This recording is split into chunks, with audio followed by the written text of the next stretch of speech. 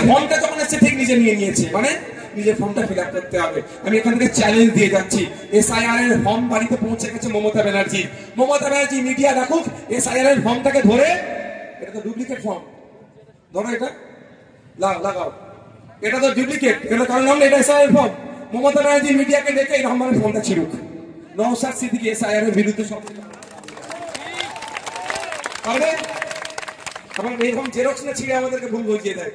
এই আপনাদের খুব রিল শুটিং, ফেসবুকে রিল, এই দুজন আছে লাইভে নেড়া হবে, একজন বোকা লোক সে নেড়া হয়ে গেছে, আর যে চালাক সে কি করছে, ওখানে একটা কাগজ দিয়ে রেখে দিয়েছিল ব্ল্যাক টাইপের, ও চালাচ্ছে, ও চালাচ্ছে সাদা কালারের, ওর টাক দেখা যাচ্ছে, ওর টাক দেখা যাচ্ছে, এর কিন্তু সেই স্টিকারটা দেখা যাচ্ছে, পুরো এই মাথা করে যাচ্ছে, তারপর স্টিকারটা খুলে দেখাচ্ছে, সেই না করে ফেলে আমার মমতা ব্যানার্জি।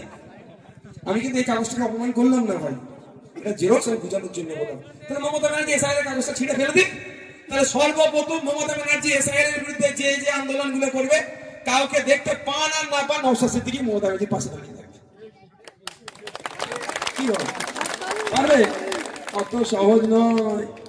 আমি বারবার বলছি, রাজনৈতিক এসআইআর এর বিরুদ্ধে সংবিধান আর্টিকেল 324 তাকে মান্যতা দিয়ে যে এসআইআর হবে তাকে আপনি উপেক্ষা করতে পারবেন না। আই ভাই অত বিতর্কে যাওয়ার দরকার নেই। এখন রাজ্যের সরকার কি, তৃণমূল মমতা ব্যানার্জি বিধানসভাতে রেজুলেশন পাস করুক, কেরলে যেমন রেজুলেশন পাস করেছে, মিলে গেল, করেছে, সাপে কামড়া চলে যাওয়া যাচ্ছে।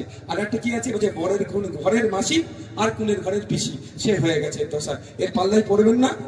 এই ডবল ডবল চাকরির নাম করে যাদের বৈধ চাকরি, তাদেরকে এখন চাকরিচ্যুত হয়ে গেছে, পাল্লা একদম পড়বেন না, কারো কথা শুনবেন না। এখন যে গাইডলাইন আছে সেই গাইডলাইন মেনটেন করে আপনি আপনার জমা দেবেন।